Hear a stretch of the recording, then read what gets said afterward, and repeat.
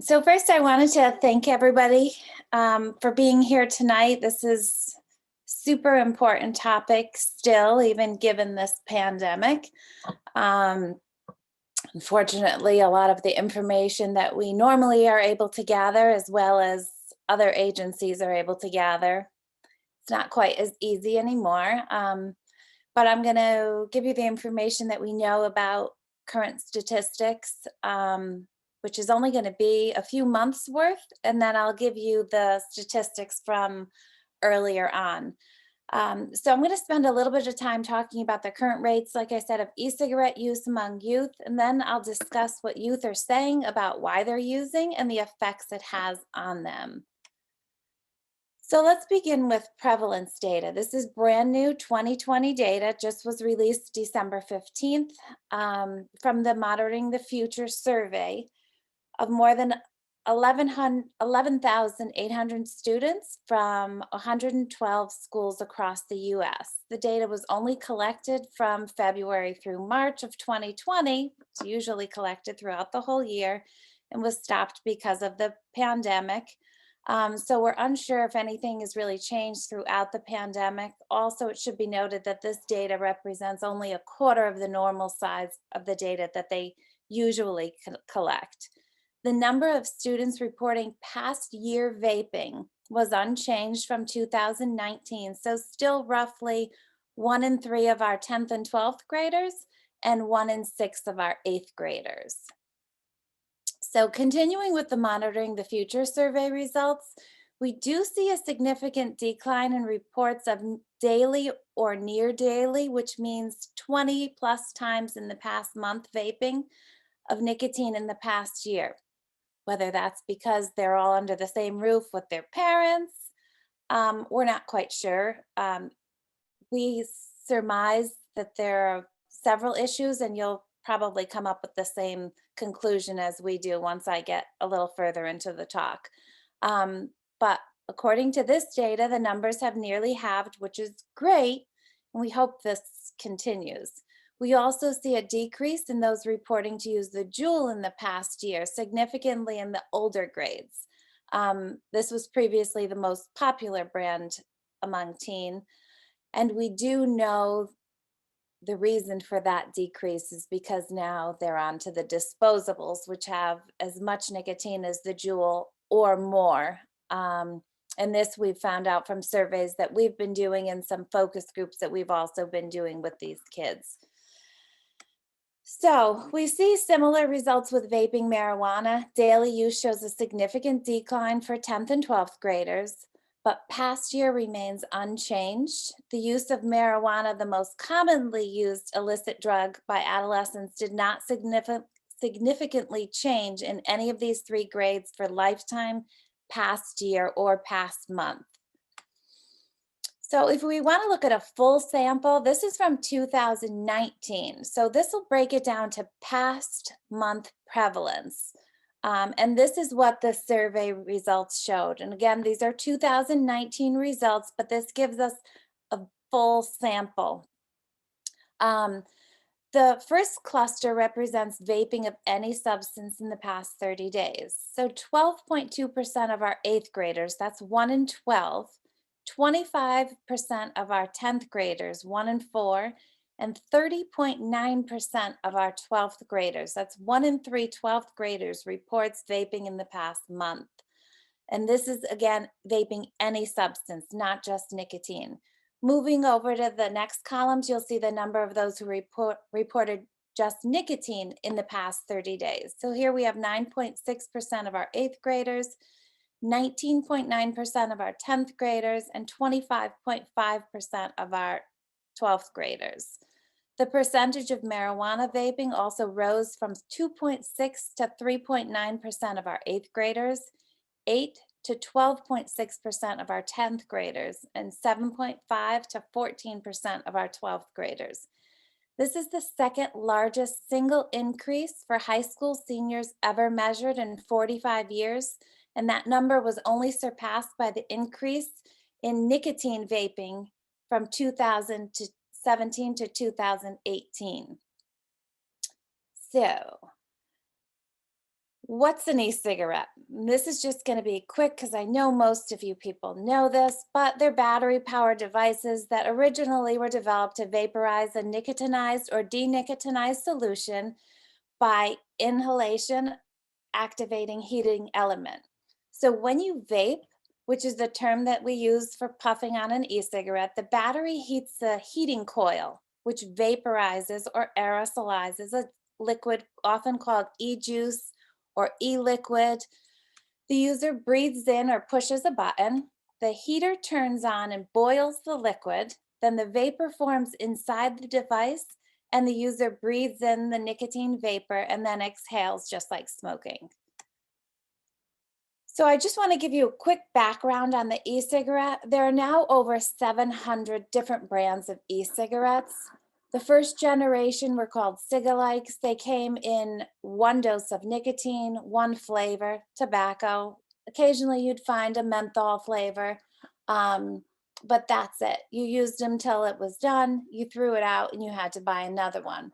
Then the second generation of e-cigarettes are called um, pens or tank style devices. So these are larger, they have rechargeable batteries. You can customize them, you can choose different flavor liquids, different concentrations of nicotine, and different concentrations of the liquid that's going to go into them. So the ratio of the propylene glycol and vegetable glycerin, which is the base of it. So you can control how much vapor you have. Then the third generation are the mods and the mechanical mods. These are modifiable. That's why they're called mods. These are the largest, most powerful of all of the devices. They're about the size of a deck of cards. And these are the devices that it looks like you're behind. If someone's using them in a car and you're behind that car, it looks like the car is on fire because it's got such a huge cloud of aerosol. These are the devices that are used for it. They are known for making very large clouds. They're used in a lot of these contests that you may see online, these cloud chasing contests. Um, and then the most recent devices are the pod style devices. So here you have, oops, here you have the Juul, the Soren, and this is one of the disposable devices. So what's all the concern about? Let's start with the contents in the e-liquids and pods. E-cigarettes are not well regulated at all still, so you can't be exactly sure what's in them. However, most of the time, we know that e-cigarettes contain the following. They contain propylene glycol, also called PG, which is a liquid used to flavor food products, and it's considered safe for edible products. It's used to provide a strong throat hit. So something cigarette smokers say that they like about smoking a cigarette is the feeling they get in the back of their throat. By vaping and this propylene glycol in the e-liquid, it provides them with that same throat hit.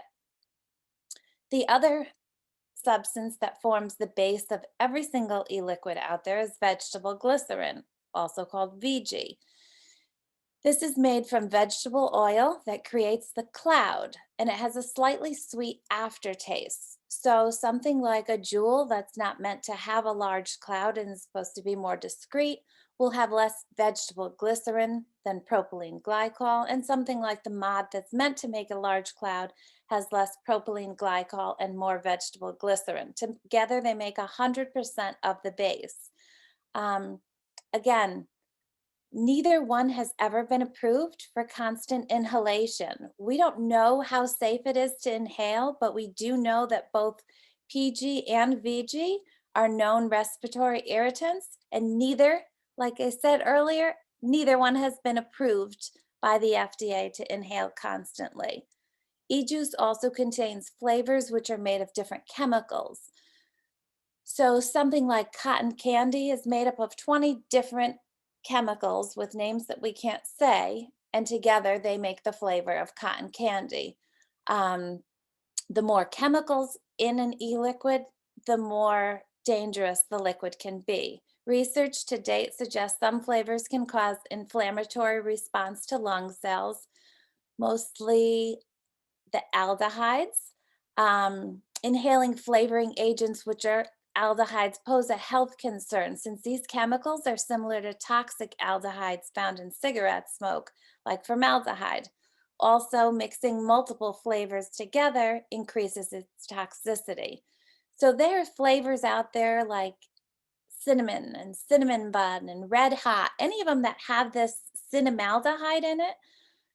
This one chemical causes the companies to make a warning on the bottles, which the kids aren't reading, but it says that you shouldn't put it in a plastic pod or a plastic cartridge because it is a carcinogen. I'm sorry, it's a corrosive. So it'll eat away at the plastic. Um, so if you're going to vape it, go ahead, but you have to use it in a glass pod or cartridge. Doesn't really make a whole lot of sense. When an e-liquid's vaporized, it also contains metallic particles from the heating coil that can create toxic effects on vital organs. So research suggests that nicotine exposure during adolescence may have lasting adverse effects on the brain development and lead to other negative outcomes. For example, nicotine exposure is associated with increased anxiety, depression, difficulty learning and remembering, and being more impulsive. Unfortunately, many popular e-cigarettes, especially the pod style devices, contain very high levels of nicotine. And nicotine exposure also increases the vulnerability of trying and getting addicted to other substances. So, what's the big deal? What are we so concerned about? The problem is nicotine's a stimulant and it's a very addictive stimulant. It causes changes in the brain chemistry and quickly leaves the brain craving more. The adolescent brain, up until 25 years old, is forming pathways. And when certain substances create these pathways, it makes it very difficult for these pathways to then be changed. So, what happens is when you inhale nicotine, it enters your brain after passing through your lungs, then it binds to the pleasure receptors of your brain. That causes a release of these pleasure chemicals, such as dopamine, and provides the user with a temporary feeling of pleasure. Sounds great, right? That's why the kids like it. The problem is our body naturally produces dopamine. So when you bring in this artificial chemical into your body and you do it frequently enough, your body says something else is coming on board, releasing this chemical. No reason for me to keep doing it. So it slowly cuts back on its natural production of dopamine. Well, now when the user decides that they don't want to use anymore, they don't feel the way that they used to. And the only way that they can feel the way that they used to and create those natural feelings of pleasure that they used to have is to reintroduce nicotine. So, nicotine does not just have an effect on our brain, it also changes the brain's pathways involved in memory, attention. It can cause changes and deficits in learning, memory. It can also cause problems with the rest of our body. For example, using nicotine can make your heartbeat faster. It releases adrenaline, so it causes that fight or flight response, um, which is a sudden release of glucose as well. So it increases your blood pressure, your heart rate, and your respirations. Nicotine can independently cause damage to your lungs, causes trouble breathing, outside all the chemicals and toxins in cigarettes. Can also cause problems with the stomach because it causes acid reflux. There's a muscle on top of our stomach that keeps all the acids that break down our food down in our stomachs. When you have such a high level of a stimulant on board, it relaxes that muscle and releases the acids, causing acid reflux or heartburn. Nicotine can also negatively impact your reproductive organs, and it suppresses the insulin output from the pancreas, which means that people who vape rather, on a regular basis can be hyperglycemic or have an elevated sugar level in their body. So our biggest concern with the pod style devices like the Juul and these disposables is that it delivers the same amount of nicotine that's found in a pack of cigarettes, 200 puffs to the body and brain. The Juul uses something called salt-based nicotine, and this helps to deliver nicotine like a cigarette. The older style devices use free-based nicotine. And the difference between free-based nicotine and nicotine salt is free-based nicotine is nicotine in its purest form. Nicotine salt is free-based nicotine with salt added. Free-based nicotine itself only comes from 0 to 36 milligrams of nicotine. By adding salt to that free-based nicotine, you can get it up to 59 milligrams plus. That's higher than any other tobacco product on the market. We've never seen levels like this before, so it is extremely alarming. And the other problem with nicotine salt is when you add salt, that's called benzoic acid that they're putting in there. And that benzoic acid, when you combine that with heat, which we know from that diagram I showed earlier, all the devices have heat, it heats up the liquid, and you combine it with vitamin C, which a lot of the e-liquids have, together, those three things create a chemical called benzene, which is a well-known carcinogen. So just by having salt-based nicotine with heat and vitamin C, now we're creating carcinogens. So we're also concerned about the misconceptions of what e-cigarette vapor is. Many people think it's simply a harmless water vapor. However, the vapor is actually an aerosol, which is a propellant for many products like hairspray and cleaning products.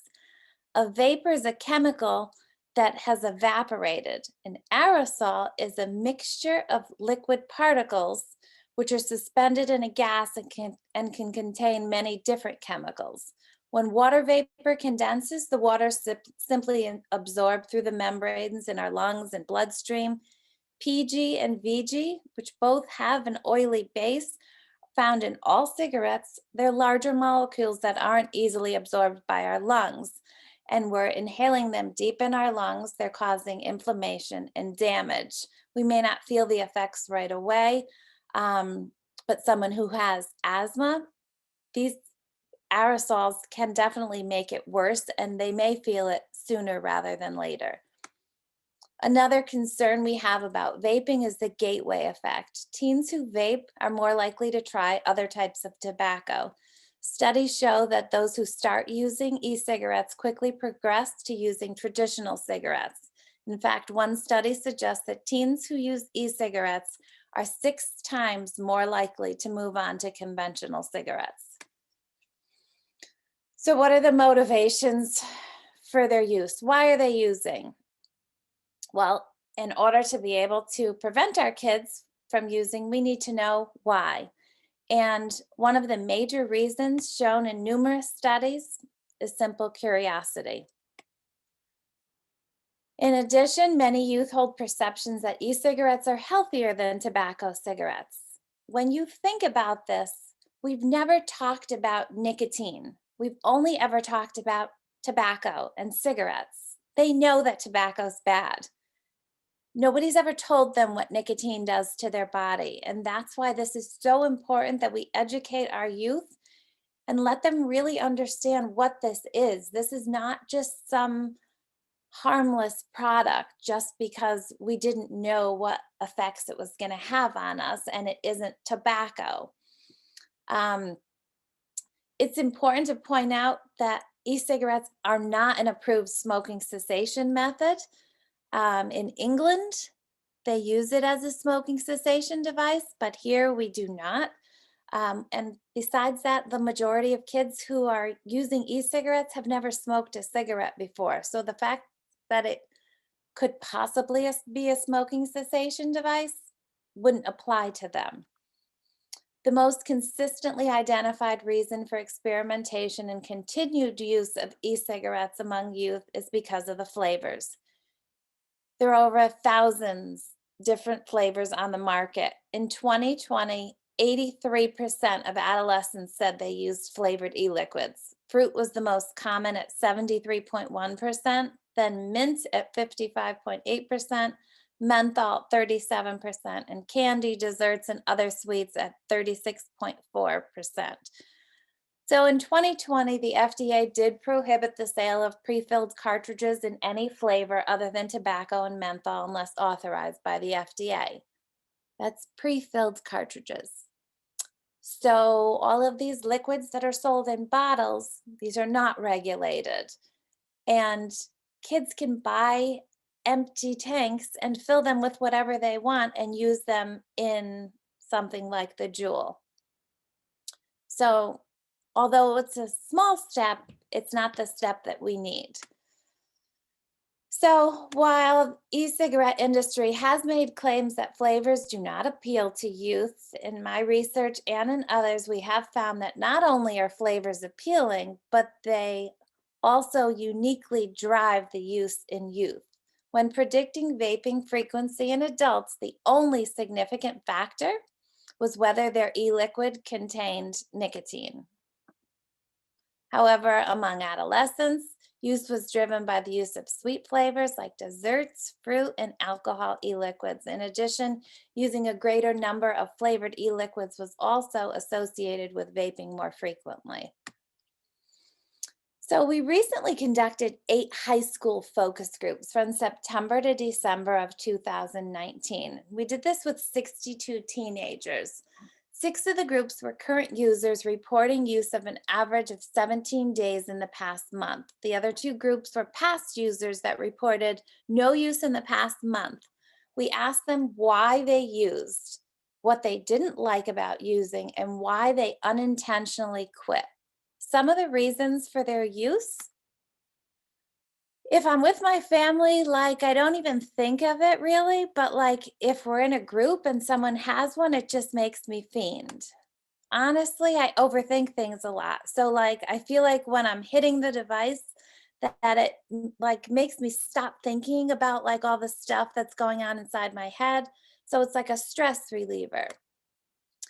If I like someone who has if like someone who has it, if someone has it, I'll use it, but I'm not looking for it. Like I'm not trying to buy one or anything. It's very hard to read when you have all these likes that don't really belong there, but they just get tossed in.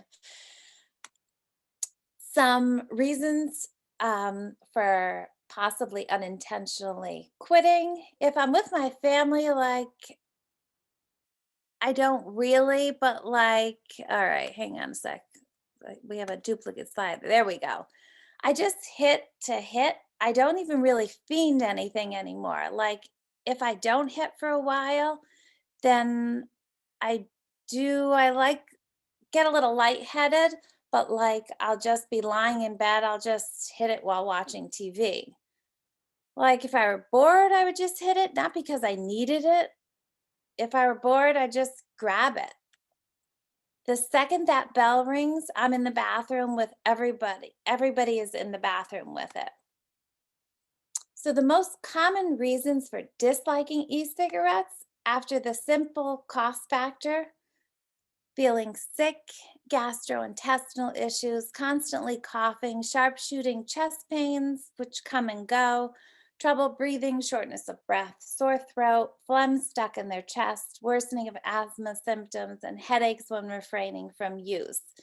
Addiction was also mentioned as a reason for disliking. Kids do not like to be viewed as being addicted to a substance because that shows weakness to them.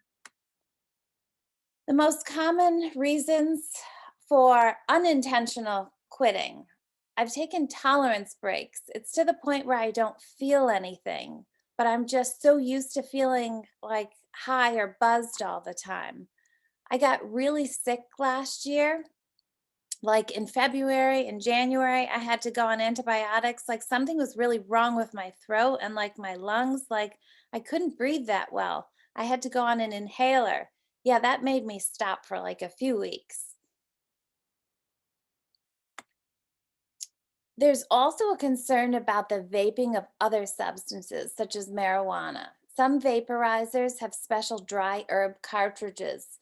You can also use hash oil, wax, and other THC concentrates with special attachments. Although marijuana may have medicinal purposes, we still don't know if there's any medicinal purpose for vaping the substance. You're still getting those same toxic and inflammatory results from inhaling an oil.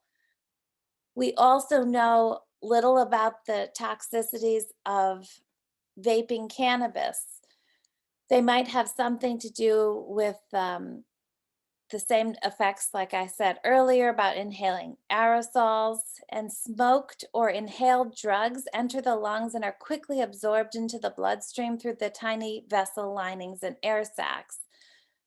The high one experiences from inhaling drugs is often immediate and intense, so you have a much different reaction to vaping a substance as opposed to if it was used in its combustible form. Dabbing is the latest marijuana craze, described as freebasing marijuana. So, butane hash oil, or BHO, is an oil or wax like substance extracted from the marijuana plant, and it can be up to 30 times stronger than combustible marijuana. A practice related to dabbing includes placing hash oil in a vaping device, which looks like an e cigarette, but they don't emit any smoke. They also don't have that characteristic pot odor, so they're very hard to detect.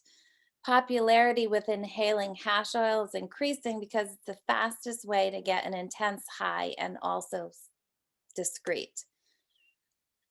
Why is dabbing so dangerous? The side effects include rapid heartbeat, blackouts, feeling like something's crawling under your skin, loss of consciousness, and psychotic symptoms like paranoia and hallucinations.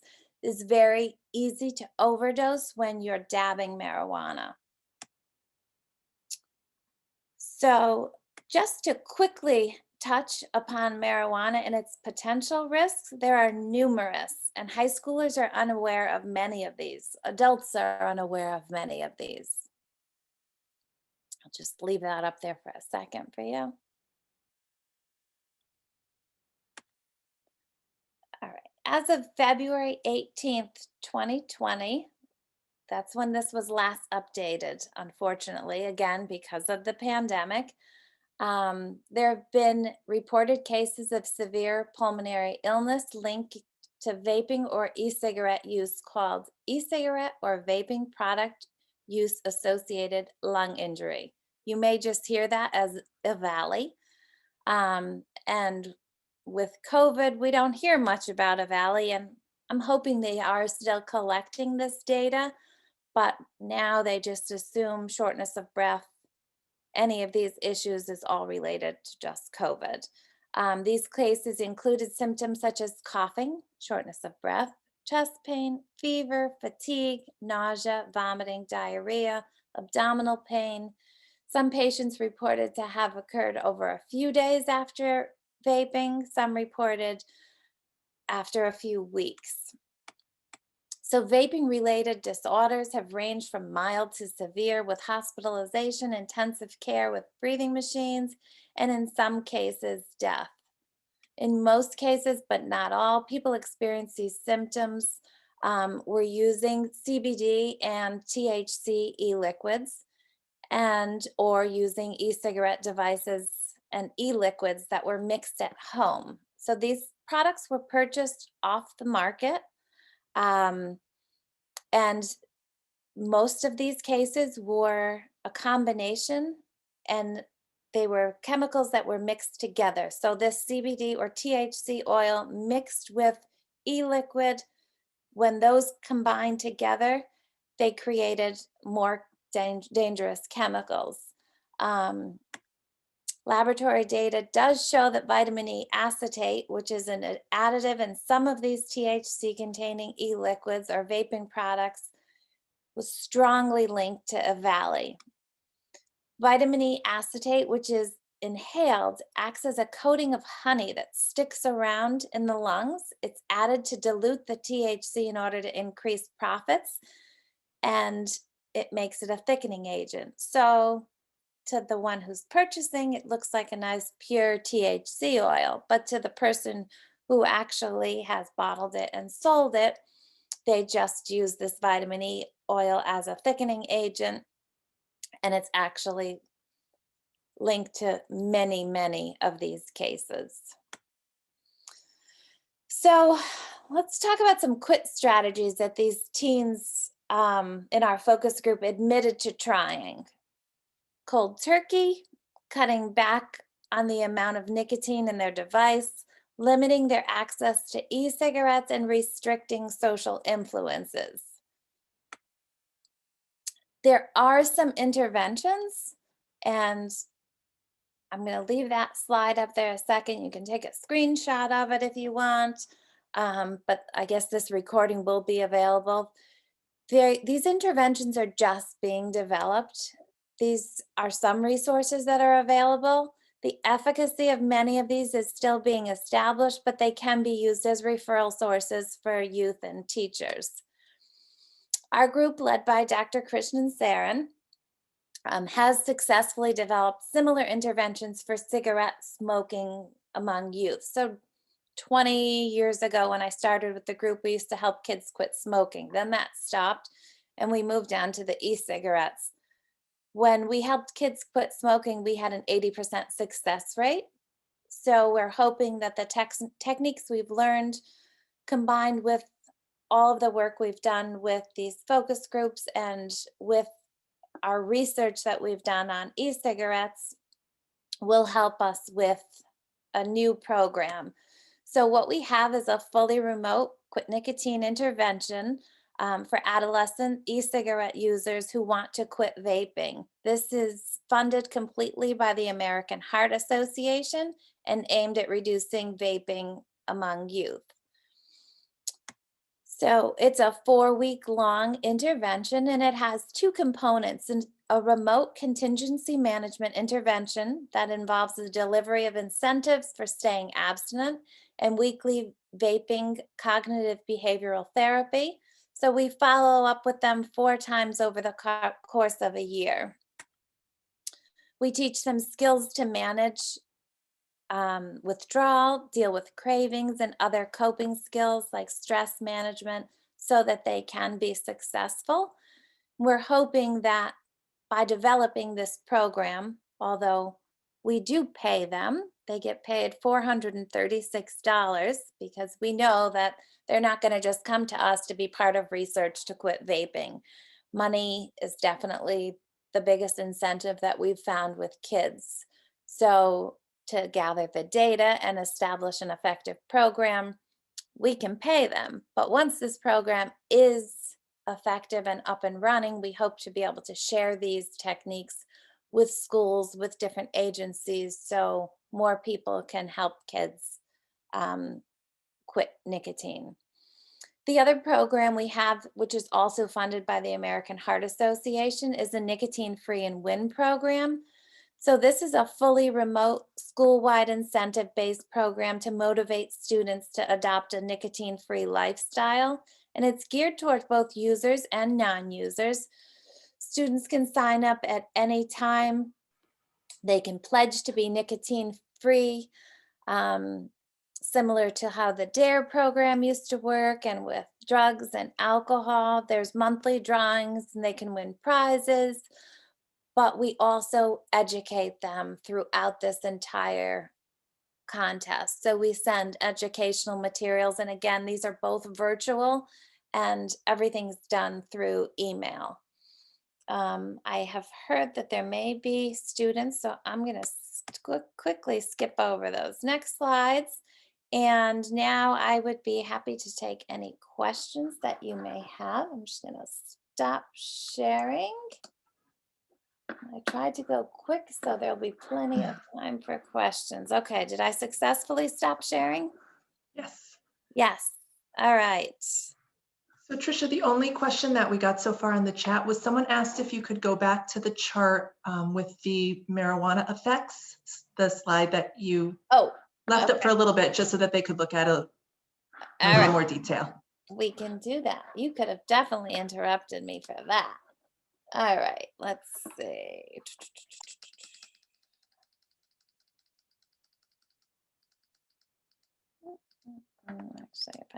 that? That one? Yes, I think that's it. Okay.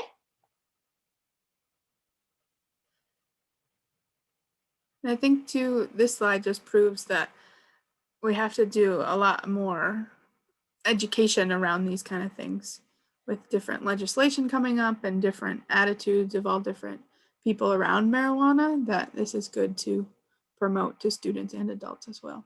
Absolutely. You hear, it drives us crazy, but you hear so much, it's just marijuana. It could be worse. It's harmless.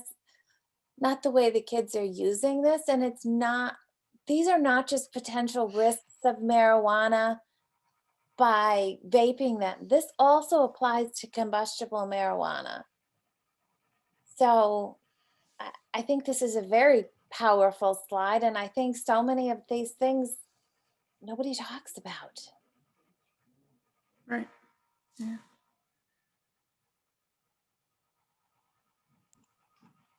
All right. I see Nancy has her. Should I continue sharing this? Or are we? Yeah, and someone else asked if you could put up the resources slide again. And Yep, I can do that. So that is this one here. yes. And then too, Tricia, I don't know if it's possible if we could send out your PowerPoint with the end, or if I could I'll copy and paste these resources for people in an email too.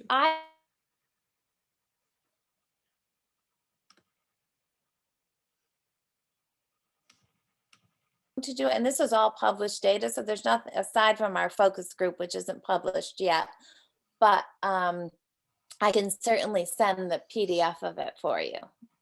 Yeah, so if people definitely want to see the PowerPoint afterwards, if you want to send me an email or one of the other panelists an email, we can definitely share it with you. All right. I'll put my email in the chat box. All right. Should I stop share now? Yeah. Okay. We have a question on how people can implement the nicotine free and win program in their school districts. So all you would have to do, because we do pay the kids to do this, you can email me, you can, if you're directly affiliated with the school, by emailing me, I can send you the information about the program and how it works. We pay the schools also for just promoting it. Really, all they're doing is sending out emails. Again, both of these programs, the Quit Nicotine and the Nicotine Free and Win, are completely remote. There's absolutely no contact. For the Quit Nicotine program, we have a nice little waterproof bag that we drop off to them. It has the saliva test that we need so we can make sure that they're not using. It also has a water bottle because part of our strategies to help them quit is hydrating, and we go over different modules. They get a free tablet that has their whole manual on it so they can follow along. They get little stress balls and different stress toys so we can help them along with their cessation program. But that's the only, like, we drop that at their door, make sure that there's no person to person. We go back to the car after we drop it on their doorstep, and then we just make sure they got it, and then off we go. So there is no contact.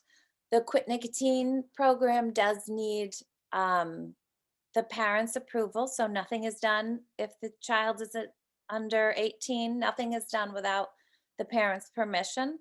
But the Nicotine Free and Win program is all just, we have the school e-blast all the parents to let them know that we are running a program in the school, and if they don't want their child to participate, let us know. Otherwise, this is a program for both users and non-users, and we're here to educate the students and also, provide them information that they wouldn't normally have and give them a chance to win these contests as well.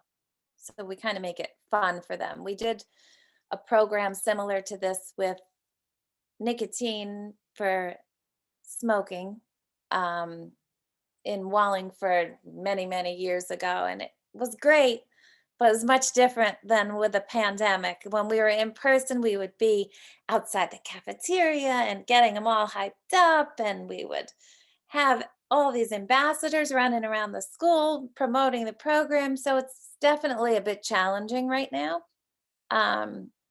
But we're doing the best we can, just like everybody else. Yeah, it's amazing how you've flipped it to a pandemic world and virtually. I think that speaks volumes to a lot.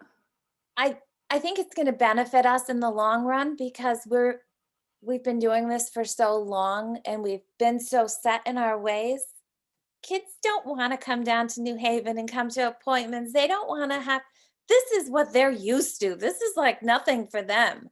So this forced us to kind of get in their world. And I think we will continue this virtual part, many aspects of the study for as much as we possibly can, even when the pandemic is over. See, I said it. It's going to be over eventually. Yes, it will.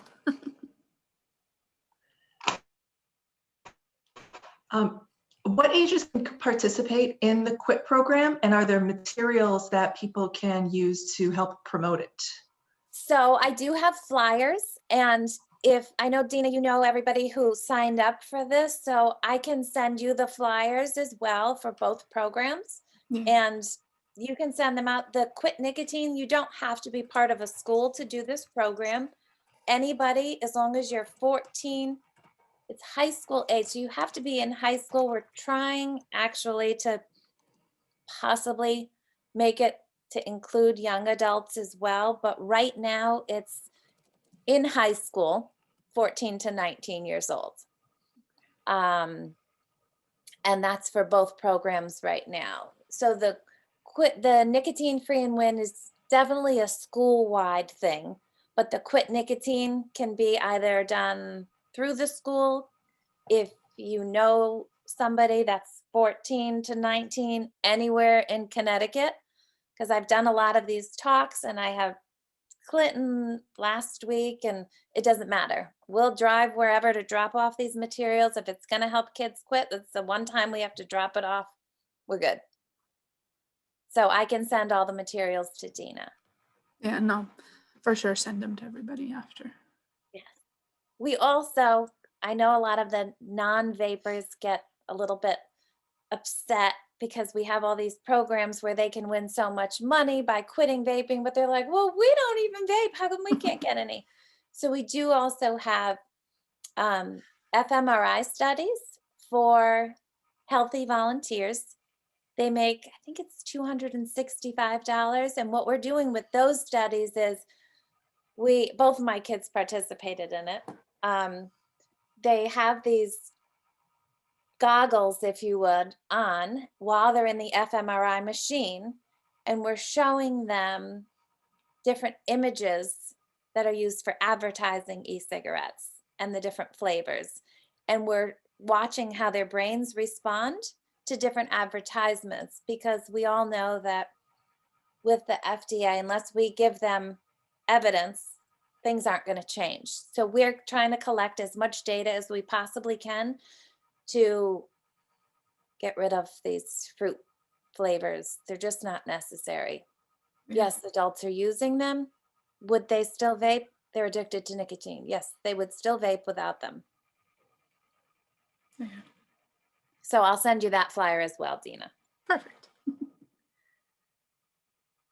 Someone was looking for a clarification on how you verify that the kids are actually quitting smoking so that you're not paying them if they're not actually So in participating. that waterproof magical bag of goodies, we have saliva samples that test the cotinine level in saliva. So cotinine is a byproduct of nicotine that our bodies produce.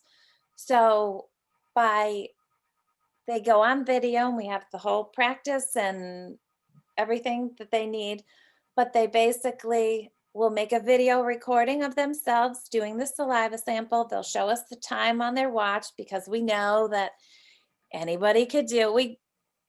As much as we do try to think of all the little things that these kids can do to trick us, but so they'll make a video recording of themselves doing this sample. They put the sample back in the pack, and in 10 minutes, they show what the reading is. So we know if they are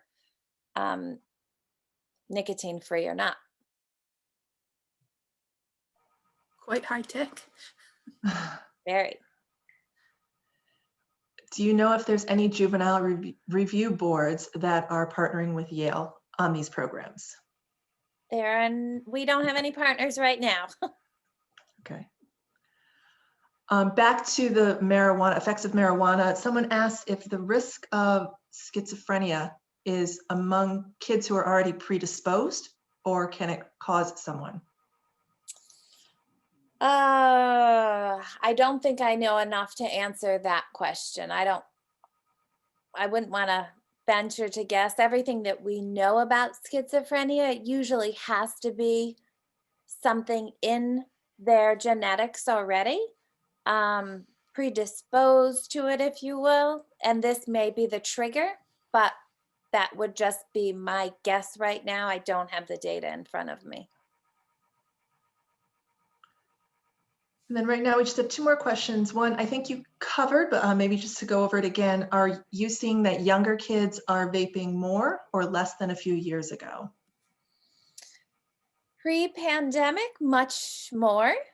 So we did just do a survey with, I want to say we had probably 2,500 kids, and we loved the results.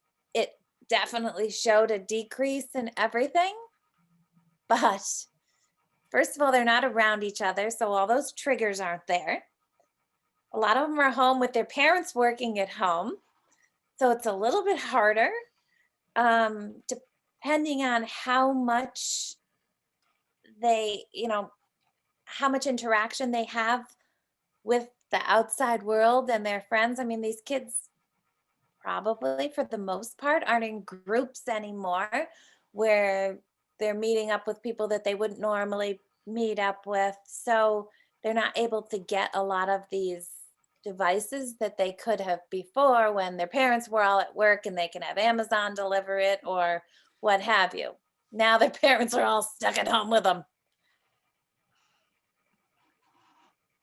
So staying home orders have turned something good, less vaping rates, hopefully. Yes, and I hope to God that this stays when they go back full time, but if that was the trigger that they told us about initially and they're not educated anymore, we don't have high hopes, but we can dream. Yeah. I'm going to say it'll stay. I hope. Cup half full.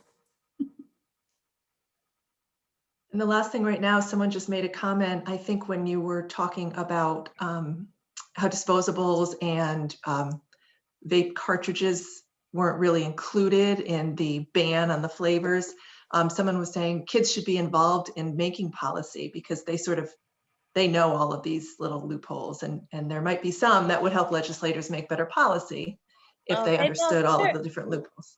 They most certainly do, but unfortunately, I think the ones that know all the loopholes are not interested in helping these policies. But we learn new things every day from these kids. Mm. So they're helping us more than they know they are.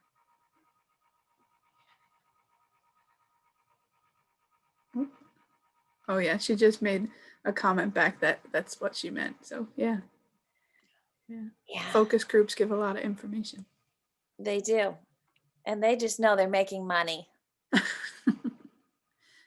Yeah. So I've never hosted a webinar that's been so on time. We are officially at 6:30 and we've kind of finished up with the questions, but I'm sure if anybody else has more questions that we weren't able to get to, I could reach out to you or they could reach out to you on your email, right? Absolutely. So I will, like I said, I'll forward you all the materials. You can forward them on with my email address. If anybody has any questions or wants more information about anything, I am happy to address it with them.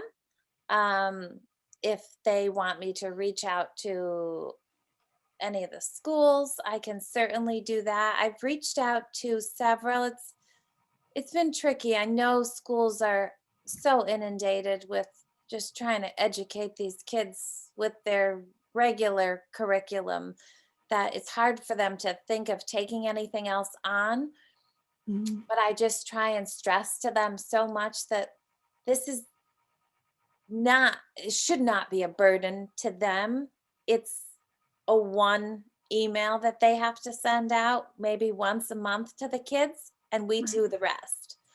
They don't have to do any of the screenings. So it hopefully is not that much of a burden for the schools. It's just, trying to get through to them. It's one more email that they're probably like, I cannot do it. So hopefully if it comes from somebody else that's more connected to the schools and has more of an inside and can kind of take the ball and get it rolling a little bit, that might help. Right. Yeah, I agree. I'll definitely forward on all of the information. This was great. Excellent.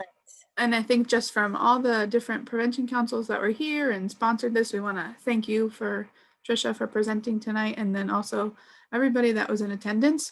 We have a lot of great thank yous and great information in the chat box. So this was definitely vital information for everybody. Excellent. I'm scrolling through them now. So these are good to hear. Yeah. I'm going to officially stop recording, but I think we'll stick around for a couple more minutes if anybody else wants to add some questions in the chat box. But thank you all for coming, and we hope you have a great night.